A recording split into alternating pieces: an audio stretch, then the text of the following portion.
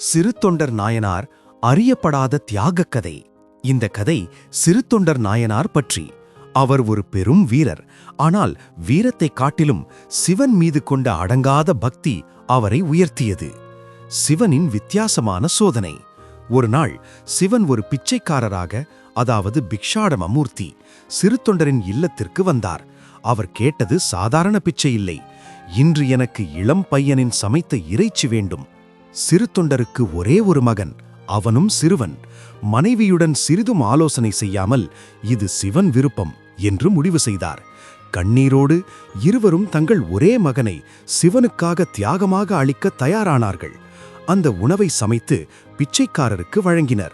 இங்கு கவனிக்க வேண்டியது அவர்கள் முகத்தில் கோபமோ வருத்தமோ இல்லை, பக்தி மட்டுமே.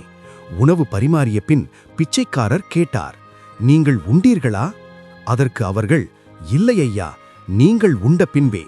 அந்த கணமே சிவன் தனது உண்மையான ரூபத்தில் தோன்றி, நான் உன்னிடமிருந்து எதையும் எடுத்துக்கொள்ளவில்லை, உன்னை உன்னிடமிருந்தே விடுதலை செய்தேன். அதுதான் தியாகம், இதைவிட உயர்ந்த தியாகம் இல்லை என்று கூறி அவர்களின் மகனை உயிருடன் மீட்டுத் தந்தார். இந்த திருவிளையாடல் சொல்லுவது, தியாகம் என்பது உடல் செயல் அல்ல, எனது என்ற பற்றுதலை விட்டுவிடும் மனநிலை. இறைவன் ஒருபோதும் கொடூரன் அல்ல, பக்தியின் எல்லையை காட்டவே சோதனை. நன்றி. மீண்டும் அடுத்த கதையில் சந்திப்போம்.